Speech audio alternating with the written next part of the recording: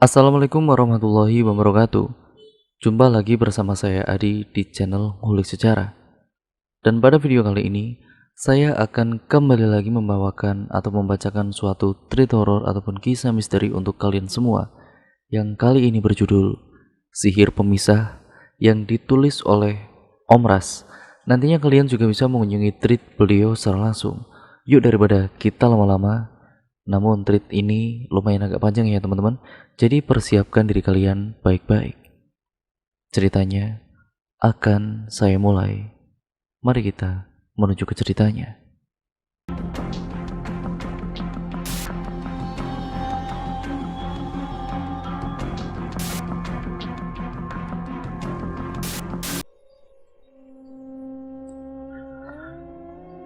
Sudah 7 tahun menikah tapi kalian masih belum punya anak. Berobat kesana kemari tapi tidak ada hasil. Tetap saja tidak hamil-hamil.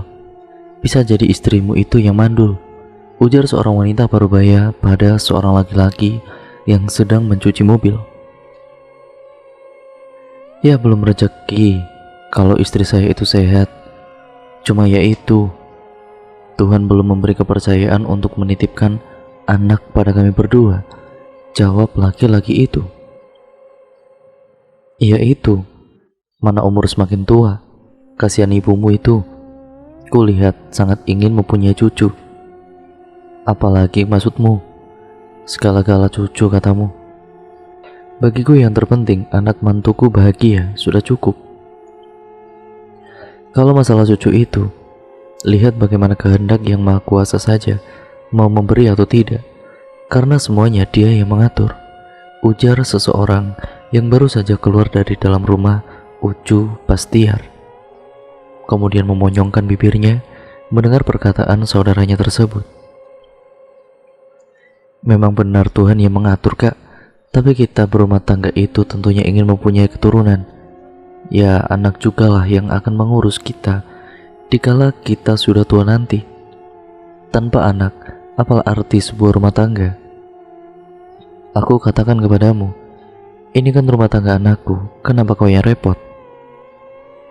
Ada anak atau tidak, itu urusan mereka. Aku yang tinggal serumah dengan mereka saja tidak mengurusi hal-hal seperti itu. Tapi mendengar omonganmu itu, sepertinya tidak peduli. Anak mantuku itu tersinggung. Tersinggung apa? Kan emang benar, ujar Ucu Bastiar. Kalau kau terus berbicara yang tidak penting seperti ini, sebaiknya kau jangan pernah singgah di rumahku lagi, bentak Ucu Masta pada adiknya tersebut. Bastiar kemudian bergegas beranjak dari duduknya dan berjalan pergi sambil menghentakkan kakinya. Cuk Masta kemudian menghela nafas panjang. Ia menggeleng-gelengkan kepalanya menatap punggung sang adik yang berjalan menjauh. Dari dalam keluarlah seorang wanita yang merupakan mantu Cuk Masta. Wanita itu memeluk ibu mertuanya dengan hangat. Ada setitik air bening yang mengalir di pipinya. Maaf ya mah, kami belum bisa memberikan mama cucu, ucapnya dengan lirih. Sudah, jangan memikirkan hal itu. Mama selalu berdoa untuk kebahagiaan kalian berdua. Ada anak ataupun tidak, Mama harap rumah tangga kalian tetap bahagia. Mama dan juga arwah bapakmu itu pun dulu begitu. Bahkan 11 tahun pernikahan kami berdua juga belum dikaruniai anak. Sekalinya diberi anak malah dapat kembar. Ya, dia melihat keakraban ibu dan juga istrinya itu kemudian tersenyum. Akhir-akhir ini keadaan Cumasta kurang begitu sehat. Beliau sering batuk-batuk dan juga mengeluhkan pundaknya sakit seperti dicengkram dan dipukuli. 2 hari yang lalu beliau juga bercerita telah mendengar suara benda jatuh di atas kamar tidurnya. Namun anak dan juga menantunya tidak ada yang curiga dan hanya menganggap itu semua mungkin ulah kelelawar atau binatang malam lainnya. Semakin hari, sakit Cumasta makin parah. Bahkan kini setelah 2 minggu berlalu, beliau hanya bisa terbaring di atas tempat tidur. Wajahnya pucat dan semakin kurus. Hanya menantunya yang merawatnya setiap saat, karena Yadi selalu sibuk bekerja sementara saudara kembarnya tinggal di kota lain, yaitu Dina. Panggil lirih, Cumasta seraya berusaha meraih tangan menantu kesayangannya itu. Iya mah. Mama rasa mama sudah tidak kuat lagi, Din. Kalau mama sudah tidak ada, tolong jangan tinggalkan Yadi ya nak, walau apapun yang akan terjadi nanti. Dina kemudian menggeram erat tangan ibunya itu atau ibu mertuanya yang sangat baik itu. Raut wajahnya nampak sangat sedih menatap sang ibu mertuanya. Ma, jangan bicara seperti itu. Aku yakin mama pasti sembuh, ucapnya mulai terisak. Kemudian darah kental berwarna hitam keluar dari mulut Cumasta. Dina segera membersihkan darah tersebut dengan tisu. Perutnya mendadak mual karena bau darah itu benar-benar sangat busuk. Beberapa kali Cumasta menarik nafas tersendat-sendat, lalu beliau mulai kehilangan kesadarannya. Dina kemudian sangat ketakutan. Ia takut kalau ibu mertuanya itu sudah meninggal. Panik dan gugup membuat tubuhnya gemetar. Dengan air mata yang berlinang, Dina berusaha menghubungi suaminya yang masih berada di tempat kerja. Mama, Ma, ucapnya terbata-bata ketika telepon tersambung. Mama kenapa? Pulang sekarang juga, aku tidak mau mama kenapa-napa. Mama tidak bergerak lagi. Isaknya penuh dengan kepanikan. Paham dengan apa yang terjadi, Yadi lantas mematikan telepon dan langsung pulang menuju ke rumahnya. Dina kemudian terduduk lemas sambil terus memegangi tangan sang ibu mertua. Air mata tidak juga berhenti mengalir di pipinya. Tidak beberapa lama kemudian terdengar suara deru mesin mobil yang baru saja datang, yaitu mobil Yadi. Begitu keluar mobil, ia langsung berlari masuk ke dalam rumah. Mama, Ma, panggilnya dengan bibir dan suara yang bergetar. Ia mencoba memeriksa denyut nadi sang ibu dan kemudian Yadi menghela nafas lega. Mama bisa mendengarku. Cumasta sudah tidak menanggapi pertanyaan itu. Hela nafasnya pun sudah mulai melemah, bahkan hampir tidak terlihat lagi naik turun dadanya. Yadi lalu menelepon seorang teman yang bekerja di sebuah rumah sakit, dan sekitar 5-10 menitan orang itu kemudian datang. Pertama-tama ia melakukan pengecekan pada denyut nadi dan kemudian hembusan nafas Cumasta dengan sebuah cermin. Orang itu menatap Yadi dan Dina bergantian. Beliau sudah tidak ada. Tidak mungkin. Tadi denyut nadinya itu masih ada. Sangga Yadi tidak terima. Beliau sudah pergi atau meninggal. Tangis Dina semakin menjadi-jadi. Tubuhnya bahkan sampai lemas dan juga muntah-muntah. Kerabat-kerabat dekat yang tinggal satu kampung pun mulai berdatangan. Mereka membacakan Yasin di dekat jenazah yang sudah ditutupi dengan tapih, bahalai atau jarik. Sementara Dina masih terus menangis di dalam kamar. Matanya juga membengkak. Dan Yati, meski sedih itu, ia juga benar-benar sibuk untuk menyiapkan pemakaman ibunya besok. Keesokan harinya, keadaan Dina sudah mulai tenang. Ia bahkan juga ikut membantu memandikan sang ibu mertua, membersihkan bagian yang tersulit pada jenazah. Setelah dikafani, Dina dan juga Yadi bergantian mencium almarhum Cumasta. Jangan sampai air matamu mengenai mayat, tegur ibu-ibu yang bertugas mengkafan mayat. Lekas-lekas Yadi menyapu air matanya. Dingin sekali pipi ibunya ia rasa, namun wajahnya begitu berseri dan terlihat seperti orang yang sedang tidur. Nampak sangat tenang. Beberapa keluarga jauh mengobrol dan memberikan semangat pada Dina, kecuali Cubastiar yang menatapnya dengan tatapan sinis dan penuh kebencian. Yang kuat ya Din, insya Allah ibu mertuamu meninggal dalam keadaan baik dan tenang. Dina mengangguk, namun setitik air matanya kembali jatuh. Seminggu sudah selepas kepergian mertuanya, rumah itu terasa menjadi sangat sepi bagi Dina. Apalagi kalau suaminya tidak ada di rumah.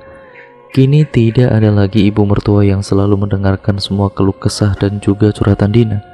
Tidak ada lagi yang akan memasakkan kari ayam dan pastek kesukaannya. Tiba-tiba kemudian terdengar suara ketukan di pintu rumah. Beberapa kerabat datang untuk mengikuti acara 7 harian malam itu. Dina menyalami mereka semua satu persatu dengan sopan. Beruntung sekali arwah punya menantu seperti Tina ini. Orangnya sopan dan sangat baik memperlakukan mertuanya. Iya Din, mertuamu juga sering sekali menceritakan tentang kamu kalau sudah kumpul-kumpul keluarga. Sekalipun tidak pernah lupa dia menyebutkan namamu, sambung yang lain.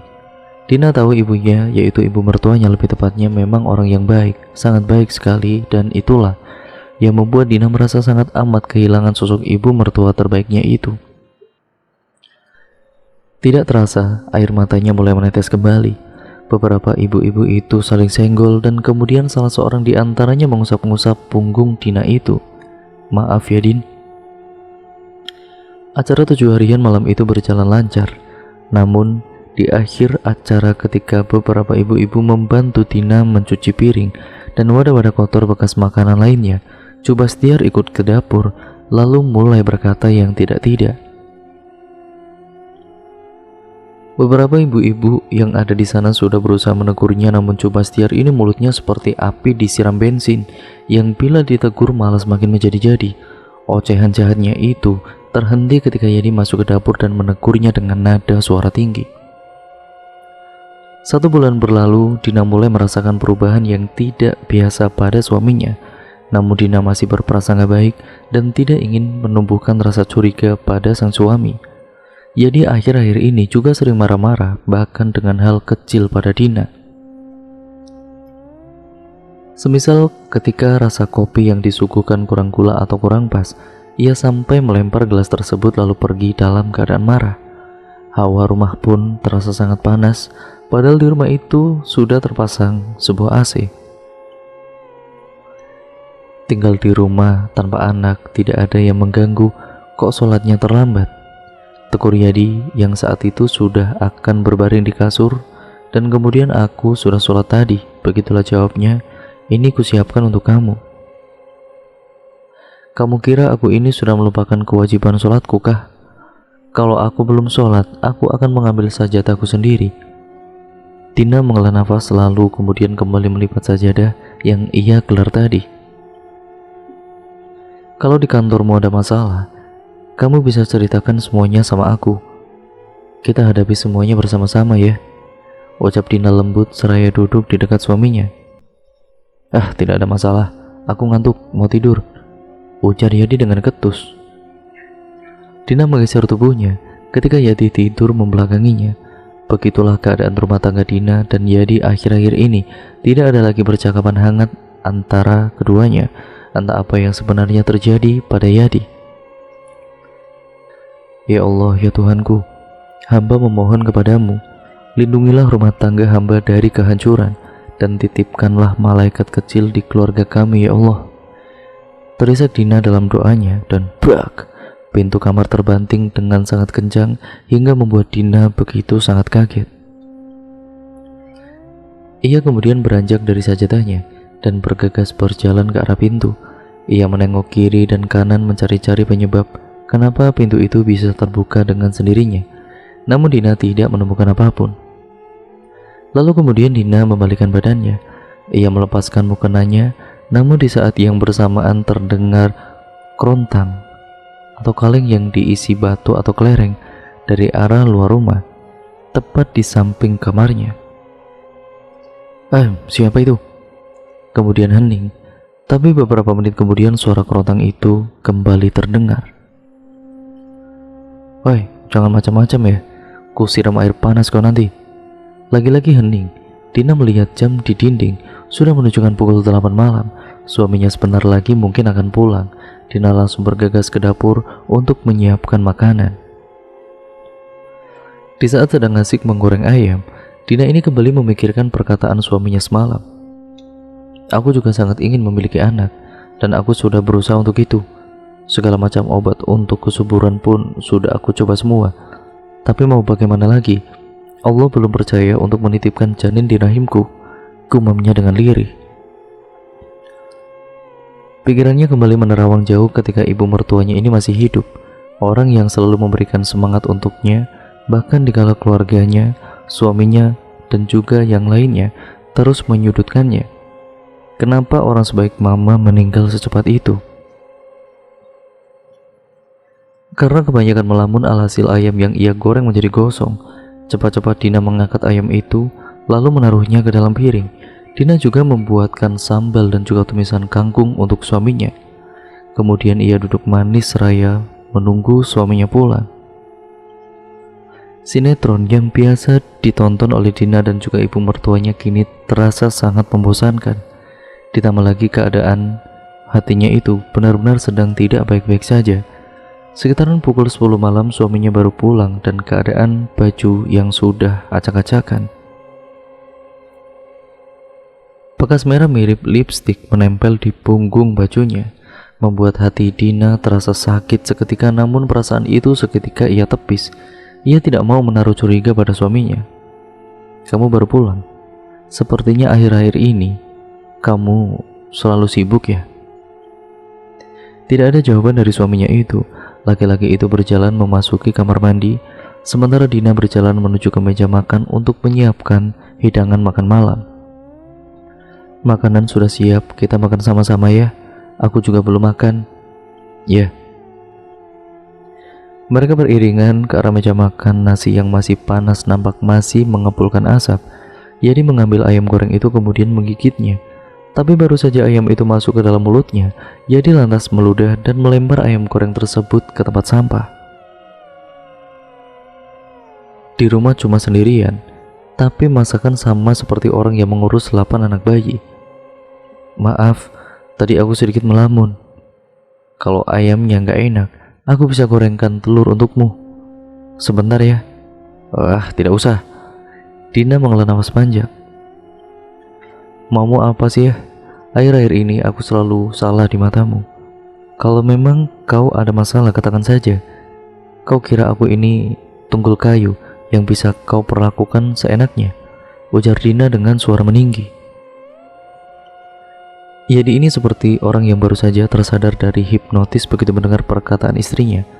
Ia nampak kaget, bahkan tubuhnya sempat telambung atau sama seperti gerakan seorang ketika dikagetkan. "Sayang, maaf. Aku benar-benar minta maaf. Tidak seharusnya aku memperlakukanmu dengan sangat buruk akhir-akhir ini," ucap Yadi dengan raut menyesal. Dina mengerutkan alisnya, kemudian ia mendekati suaminya, menciumi punggung tangan sang suami dengan lembut. "Aku juga minta maaf. Tidak seharusnya aku meninggikan suaraku seperti tadi." Malam itu sikap Yadi kembali seperti biasa.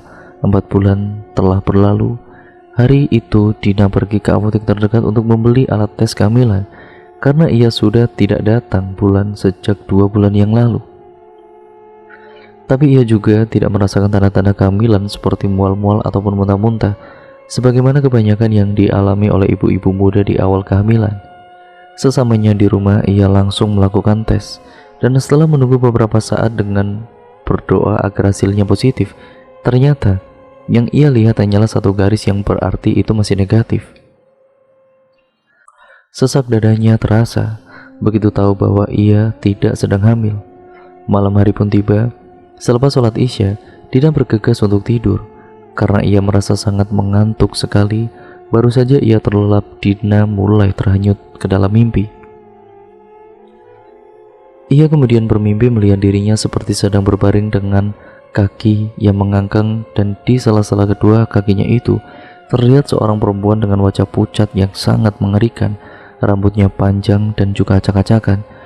Dina meringis begitu tangan wanita itu mulai mengorek-ngorek kemaluan dengan kuku yang panjang dan terasa sangat menyakitkan. Lalu kemudian yang dilakukan wanita itu adalah menarik tangannya yang sudah dipenuhi darah, kemudian mulai menjilatinya. Dina berteriak dan juga berusaha memberontak, namun tubuhnya terasa berat dan juga kaku, tidak bisa digerakkan. Saat itu Dina hanya bisa meringis, menangis tanpa bisa melawan. Untungnya di saat yang bersamaan Dina berhasil terbangun dari tidurnya. Nafasnya tersengal-sengal, ada rasa nyeri di bagian perutnya. Begitu ia bangun dari tempat tidur, barulah ia sadar kalau ternyata ia datang bulan. Darah haidnya ada di spraynya. Lekas-lekas Dina ke kamar mandi membawa pembalut dan juga celana ganti. Lalu kemudian ia mengganti spraynya. Sekitar pukul 11 malam Yadi datang membawakan martabak dan 2 bungkus nasi goreng. Ia mendapati istrinya yang saat itu terus-terusan memegangi perutnya. "Kamu kenapa?" "Biasalah, sakit datang bulan." Yadi menghela nafas panjang. "Ya sudah, aku mau buatkan jamu untukmu dulu ya," ujar Yadi, lalu berjalan ke dapur dan mulai mengupas rempah untuk membuat jamu seperti kencur dan lain-lain.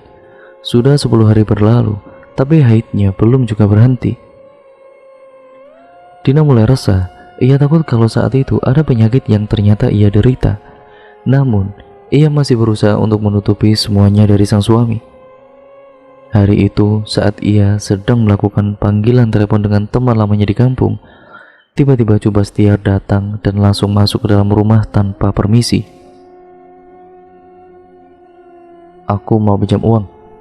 Tadi sudah bilang sama Yadi, katanya suruh ambil di rumah." Dina kemudian meletakkan HP-nya di atas meja, lalu menyalami Cobastiar.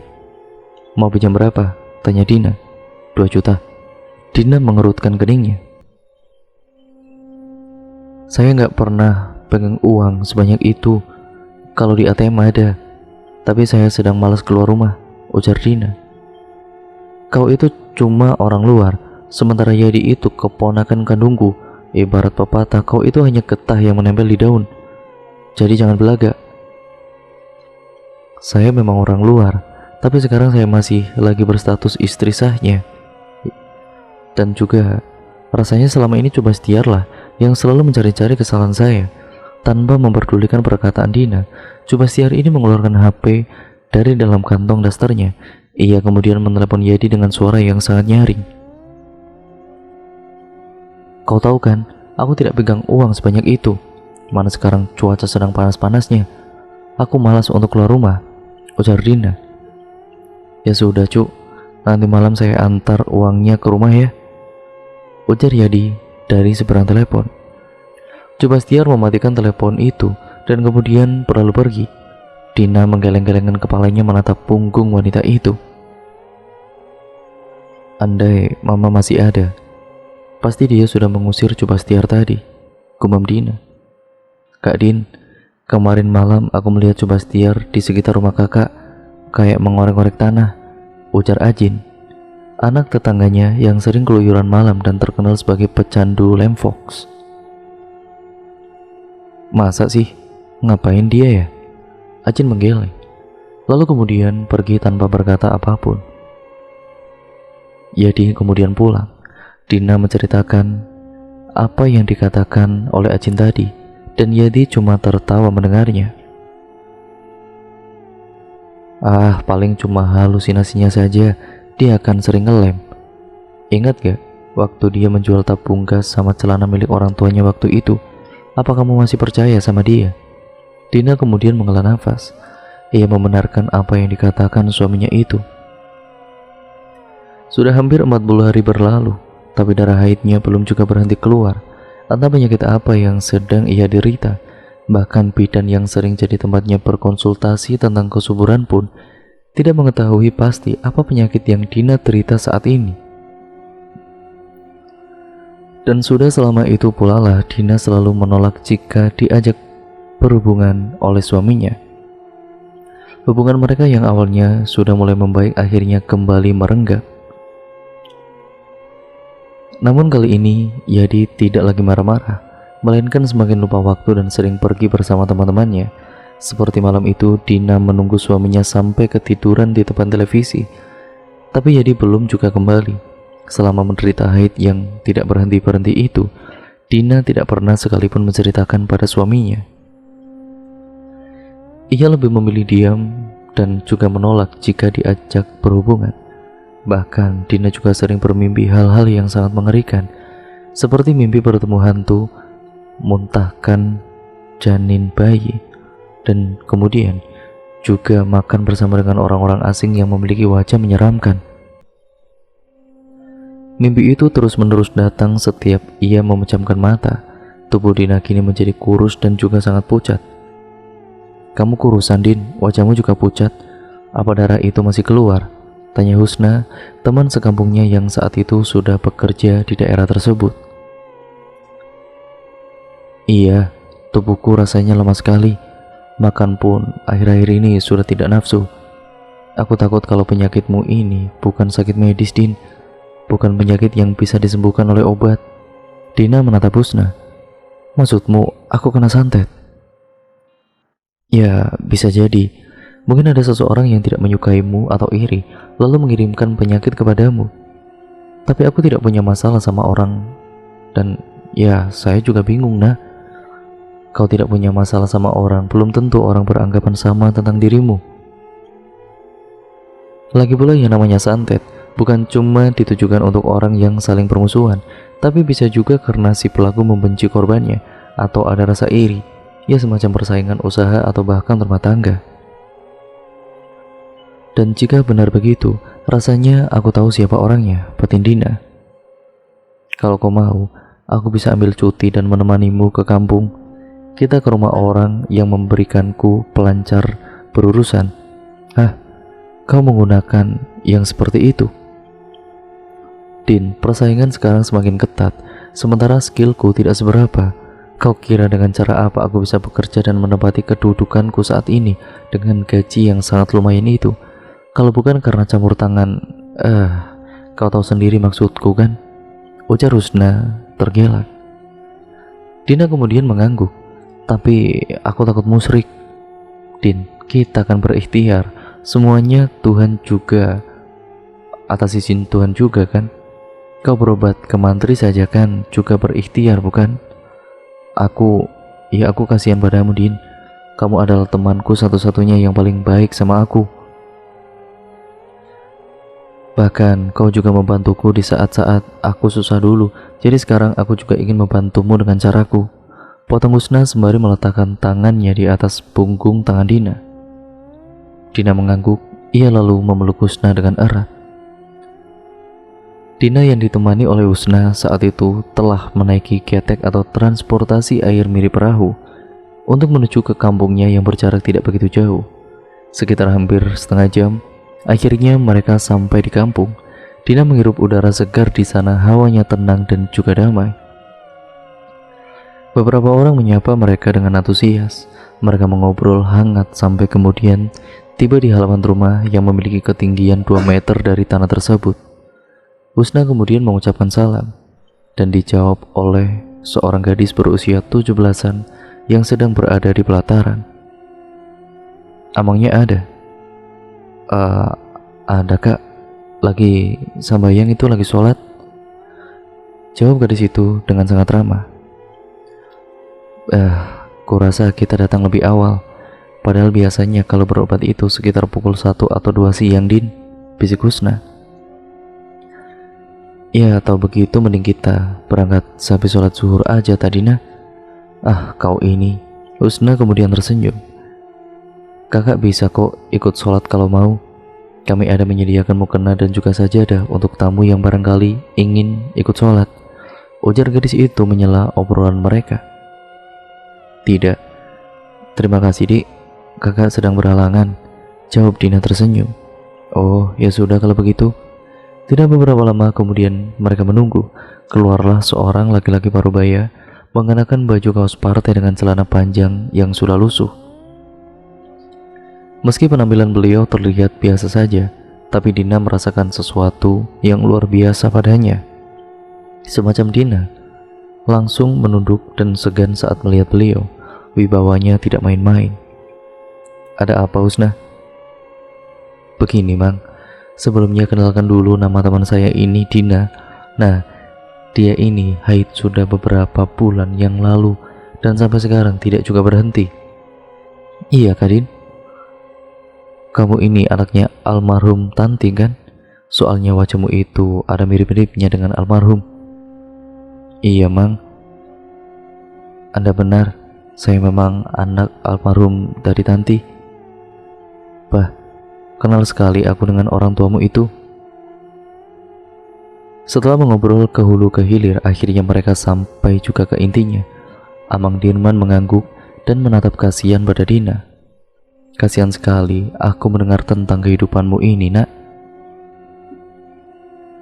Setelah itu, Dina kemudian diberikan segelas air putih yang sudah didoakan. Jika setelah meminum air ini tubuhmu bereaksi, maka kau harus kuobati, ujar beliau.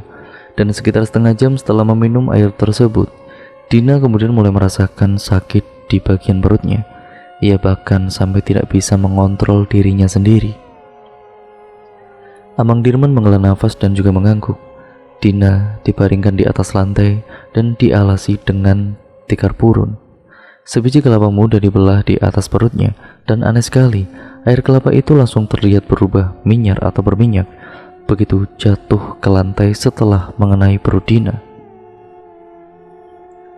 Memang kena kerjaan orang dia ini, ujar Amang Dirman. Astaga, benarkan dugaan saya? Saya minta tolong, Mang, tolong obati Dina, ujar Husna. Insya Allah, Amang akan bantu sebisanya. Alhasil hari itu Dina dan juga Husna tidak diperbolehkan pulang. Mereka disuruh menginap di rumah tersebut sampai Dina benar-benar sembuh. Bagaimana suamiku, nak? Tanya Dina saat sakit di perutnya sudah mulai mereda. Sudah ku telepon dia, Din. Dia bilang gak apa-apa. Jadi kamu jangan risau, sekarang fokus saja sama penyembuhanmu. Sekitar pukul 9 malam, Amang Dirman mulai melakukan ritualnya. Di hadapannya juga sudah ada Dina dengan wajah yang mulai pucat. Rumah tanggamu ini terkena sihir pemisah. Biasanya rumah tangga yang terkena sihir ini akan menjadi tidak harmonis lagi. Bisa karena pertengkaran yang selalu terjadi setiap saat. Suami istri mulai tidak rukun, atau salah satu di antara keduanya jatuh sakit.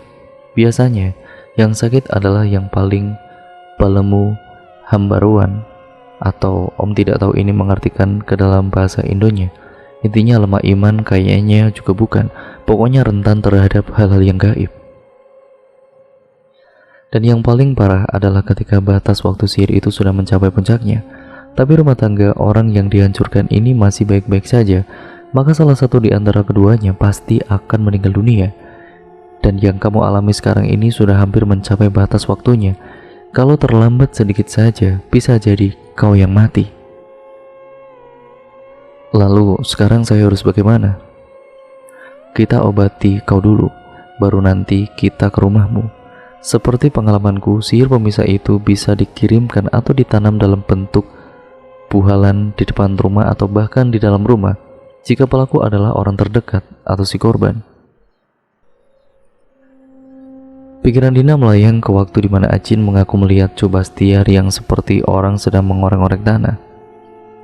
Apa Amang tahu siapa orang yang sudah mengirimkan sihir ini? Bukan orang jauh pastinya, tapi juga tidak terlalu dekat dengan kalian. Berarti memang dia pelakunya, gumam Dina.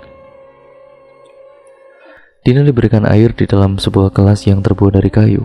Di dalam gelas itu sudah terdapat akar kecil yang menggeliat-geliat. Bukan rumput, yang mirip buluh perindu. Saat air itu melewati tenggorokannya, Dina merasa sensasi dingin yang berjalan. Bahkan rasa dingin itu terasa sampai ke perutnya. Kemudian perut Dina berbunyi. Rasanya antara sakit, menyayat, dan seperti ingin buang air kecil. Saya permisi sebentar, mau buang air kecil, Mang, ucap Dina yang langsung ditanggapi anggukan oleh Amang Dirman. Kenapa, Din? Kebelet kencing. Tidak tahu kenapa, tiba-tiba saja kebelut. Sudah ya, ujar Dina bergegas menuruni anak tangga dan berjalan menuju WC yang berada di luar rumah. Kemudian darah kental berbentuk aneh keluar begitu Dina jongkok di WC tersebut. Ia saja bahkan sampai kaget dan juga ketakutan melihat darah yang tidak mau disiram tersebut. Darah kental itu berputar-putar seperti ingin naik kembali. Cepat-cepat Dina menaikkan celananya lalu berlari. Di tangga rumah sudah ada Husna yang sedang memainkan ponselnya. Kenapa, Din? Dina tidak langsung menjawab. Terlebih dulu, dia kemudian mengatur nafasnya. dan kemudian barulah mulai menceritakan apa yang baru saja dia alami tadi. Husna mengerutkan alisnya, ia menuruni tangga dan berjalan ke arah WC untuk memastikan apa yang dikatakan oleh Dina tadi. Tapi sesamanya di WC, Husna tidak menemukan apapun. Bahkan setetes darah pun dia tidak menemukan. "Gak apa-apa, Din." Dina terdiam, tangannya perlahan-lahan mengelus perut. Rasa sakit itu sudah tidak terasa lagi sekarang. Husna menggandeng tubuh Dina untuk mengajaknya masuk ke dalam rumah kembali. Bau semerbak kemenyan dan juga aroma wewangian aneh menjadi satu di ruangan tersebut. Amang Dirman menyuruh Dina kembali duduk. Lalu setelah itu, Mang Dirman mendekati Dina dengan membawa sebuah cupu atau wadah antik, biasanya tempat induk minyak mistis dengan jenis tertentu. Mang Dirman membacakan doa dan lalu dia ditiupkan ke bagian punggung Dina sampai bawah, diiringi dengan pengusapan sesuatu yang diambil dari dalam cupu. Rasanya dingin seperti es yang diletakkan di atas kulit, sampai-sampai membuat seluruh tubuh Dina sangat merinding. Doa-doa terus diulang-ulang dalam bahasa yang tidak jelas dan susah untuk dimengerti. Namun di setiap ujung atau awalnya selalu terselip nama-nama Allah atau Asmaul Husna. Rasa dingin yang sebelumnya Dina rasakan perlahan-lahan berubah menjadi sangat hangat, normalnya suhu tubuh manusia. Seakan-akan tahu apa yang Dina rasakan, Amang Dirman pun kemudian berhenti. Amang Dirman terlihat berkeringat sangat banyak, sehingga baju yang ia kenakan pun basah oleh keringat.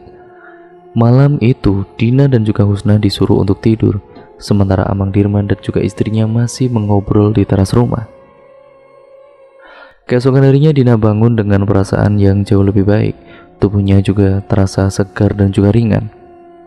"Alhamdulillah, nah, haidku sudah berhenti. Syukurlah kalau begitu, aku ikut senang mendengarnya." Mereka berkumpul di ruang dapur yang luas untuk sarapan. Namun Mang Dirman tidak ada di sana. Wajah istrinya juga tidak secerah hari kemarin. Beliau nampak murung dan juga diam. "Amangnya kemana, Cuk?" "Dia sakit. Tadi malam badannya panas, hampir tidak bisa tidur." Begitulah kalau dia memaksakan diri untuk mengobati orang. Sekarang ini amangmu itu sebenarnya sudah tidak bisa lagi mengobati orang yang sakitnya parah. Setelah sebelumnya dia pernah hampir mati karena terlibat perkelahian halus dengan dukun orang dalam TW atau TW. Dina yang semula nampak ceria mendadak menjadi sedih mendengar jawaban istri Mang Dirman. "Ya Allah, kasihannya si Amang, gara-gara saya beliau sampai jatuh sakit seperti itu," lirik Dina. "Doakan saja semoga dia lekas sembuh. Sekarang kalian makanlah. Ucu mau membuatkan kopi panas dulu untuk Amang kalian." Selesai makan, Dina dan juga Husna pun berpamitan untuk pulang. Mereka kemudian menaiki ketek lagi untuk kembali. Namun baru saja ketika Dina sampai di rumah, Yadi sudah menunggunya dengan raut wajah yang penuh kemarahan. Berdiri di sebelahnya Ucu Bastiar dengan senyum sinis. "Istri macam apa kau ini, ya? Pergi tanpa izin suami. Jangan-jangan kau pergi bersama laki-laki lain." Dina menggeleng, ia menjelaskan apa yang terjadi tapi sudah terlambat. Yadi sudah termakan omongan Cu Bastiar. Dan pada saat itu juga, tanpa pikir panjang ditambah hasutan dari Cu Bastiar, Yadi menjatuhkan talak pada Dina. Seketika, dunia rasanya runtuh dan hati Dina hancur berkeping-keping mendengar apa yang baru saja Yadi katakan. Ia terduduk menangis sesenggukan. Sakit, sedih, ya tentu saja. "Bagus, Di.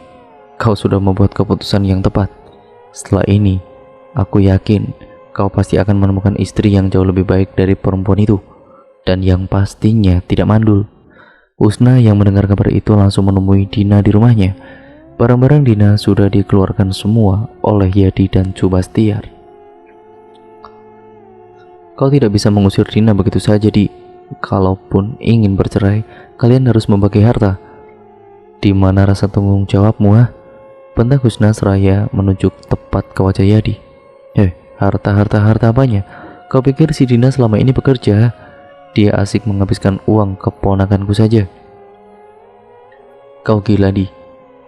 Kau lebih percaya omongan wanita tua mulut sampah itu. ketimbang istrimu yang jelas-jelas selama ini sudah tulus hidup merawat kamu dan juga ibumu. Ayo Din, kita pergi saja ke rumahku.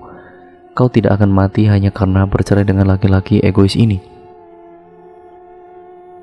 Akan aku pastikan kau mendapat suami yang jauh lebih baik lagi ketimbang bajingan gila ini, ujar Husna seraya menarik tangan Dina untuk membawanya pergi.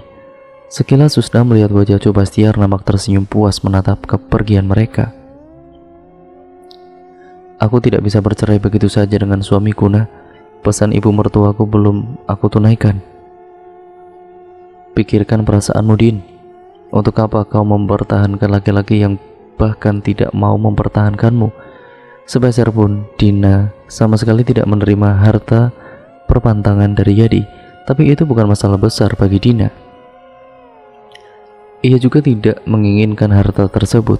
2 minggu setelah perceraiannya, Dina mulai menjalani hidup baru, meskipun ia masih ikut tinggal di rumah Husna atau pinjaman dari bosnya. Dan baru beberapa hari ini dia bekerja di tempat Husna. Hingga 6 bulan berlalu, Dina sudah mulai dekat dengan seorang laki-laki, sementara Yadi kabarnya sudah menikah dengan anak Cobastiar. Kini Dina dan juga Husna tahu maksud dan tujuan Cobastiar mengirimkan sihir pemisah itu. Rupanya dia ingin anaknya menikah dengan Yadi yang memang sudah mapan. Dina sudah ikhlas dengan semuanya. Ia juga mendoakan agar mantan suaminya bahagia dengan istri barunya. Selamat ya Din, ucap Husna setelah Dina dan Boy resmi menikah. Terima kasih ya Nah, sudah mau menampungku selama ini, mau memberiku makan gratis dan membantuku dalam segala hal. Apa sih, kebaikanmu padaku pun apa kurangnya? Aku hanya membalas kebaikanmu, Din. 7 bulan setelah menikah dengan Boy, Dina kemudian mengandung. Mereka sangat gembira, terlebih-lebih lagi Dina yang sudah dicap mandul oleh mantan suami dan keluarganya. Pekerjaan Boy pun ya semakin bagus. Mereka juga sudah bisa membeli mobil sendiri walaupun bekas. Din, kau tahu tidak, si Yadi kemarin menemuiku. Dia menanyakan tentang kamu. Dia juga cerita, katanya istrinya selingkuh, dan mobil juga motornya sudah dijual oleh Cobastiar.